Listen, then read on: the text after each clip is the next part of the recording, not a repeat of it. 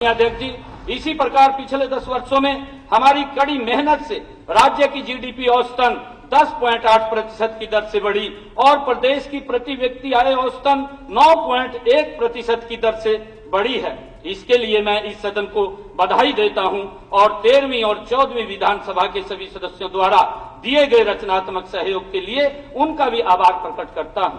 आदरणीय अध्यक्ष जी, वर्ष 2014-15 में हरियाणा के बजट में राजस्व घाटा तत्कालीन जीडीपी का 1.90% था। वर्ष 2024-25 में राजस्व घाटा जीडीपी का 1.47% रहने का अनुमान है। इसी प्रकार यदि राजस्व घाटे को कुल बजट के प्रतिशत के रूप में देखें तो यह 2014-15 के 13.4% से कम होकर 2024-25 में 9.9% रहने का अनुमान है। स्पष्ट है, दोनों दृष्टिकोणों से हमारे राजस्व घाटे में पिछले 10 वर्षों में काफी कमी आई है। माननीय अध्यक्ष जी, 2014-15 में हरियाणा के बजट में राजकोषीय घाटा फिक्स्ड डेफिसिट तत्कालीन जीडीपी का 2.88% था। वर्ष 2024-25 में राजकोषीय घाटा जीडीपी का 2.68% रहने का अनुमान है।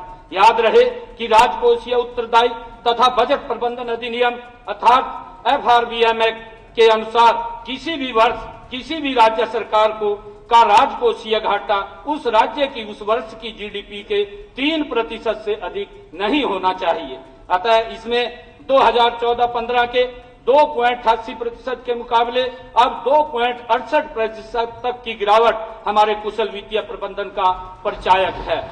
माननीय अध्यक्ष जी, वर्ष 2025-26 के लिए मेरे प्रस्तावों में इसे और कम करते हुए जीडीपी के 2.67% तक सीमित रखने का लक्ष्य है। अर्थशास्त्र का सर्वमान्य सिद्धांत है कि सरकार को अपने राजस्व खर्चों के लिए ऋण लेना नहीं चाहिए।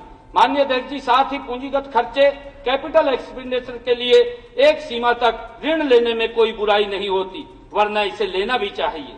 आदरणीय अध्यक्ष जी, इसलिए प्रभावी राजस्व घाटा राजकोषीय प्रबंधन का एक बेहतर संकेतक है, क्योंकि इसमें राजस्व घाटे में से पूंजीगत परिसंपत्तियों के सृजन हेतु दिया गया अनुदान शामिल नहीं होता। वर्ष 2014-15 में प्रभावी राजस्व घाटा जीडीपी का 1.89% था, जो वर्ष 2024-25 में कम होकर केवल 1.01% रहने का अनुमान है। इसी कमी से यह स्पष्ट है कि हमारी सरकार ने पिछले 10 वर्षों में पूंजीगत परिसंपत्तियों के सृजन पर बहुत बल दिया है। माननीय अध्यक्ष जी, उपरोक्त उपलब्धियों के बावजूद कई बार सरकार द्वारा लिए गए ऋण के आंकड़े को लेकर लोगों को भ्रमित करने का प्रयास किया जाता है। सरकारी ऋण से संबंधित FRBM एक्ट के प्रावधानों के बारे में हमारे आलोचक जानबूझकर चुप रहते हैं। इसलिए आपकी अनुमति से मैं हरियाणा सरकार के ऋण की स्थिति को एकदम स्पष्ट करना चाहता हूं। आदरणीय अध्यक्ष जी, किसी भी वर्ष किसी भी राज्य का बकाया ऋण उस राज्य की जीडीपी के प्रतिशत की एक निर्धारित सीमा से अधिक नहीं होना चाहिए। वर्ष 2014-15 में हरियाणा सरकार के बकाया ऋण की जीडीपी की प्रतिशतता उस समय के वित्त आयोग द्वारा निर्धारित सीमा से 6.67% बिंदु कम थी। माननीय अध्यक्ष जी, वर्ष 2024-25 में भी सरकार के बकाया ऋण की जीडीपी की प्रतिशतता वित्त आयोग द्वारा निर्धारित सीमा 6.67% बिंदु ही कम रहेगी। स्पष्ट है, आज के बकाया ऋण की प्रतिशतता निर्धारित सीमा से उतने ही प्रतिशत कम है जितनी यह वर्ष 2014-15 में थी।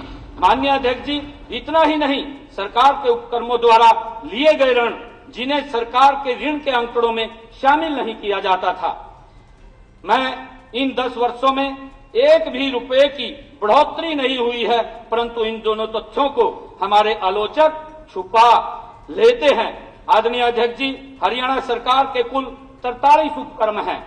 इनमें से 24 उपक्रम कंपनी एक्ट में, 19 उपक्रम कोऑपरेटिव सोसाइटीज एक्ट में पंजीकृत हैं। इन 43 उपक्रमों का वर्ष 2014-15 में कुल बकाया ऋण 69,922 करोड़ रुपए था, जो वर्ष 2023-24 में घटकर 68,295 करोड़ रुपए रह गया है। गौरतलब है कि वर्ष 2008-9 में इन सरकारी उपक्रमों का बकाया ऋण 30,233 करोड़ रुपए था। आंकड़े गवाह हैं कि जहां एक और 2008-9 से लेकर 2014-15 के बीच के 6 वर्षों में सरकारी उपक्रमों का बकाया ऋण 30,233 करोड़ रुपए से बढ़कर 69,922 करोड़ रुपए हो गया था। वहीं 2014-15 से लेकर 2023-24 के बीच की 9 वर्षों की अवधि में सरकारी उपक्रमों का बकाया ऋण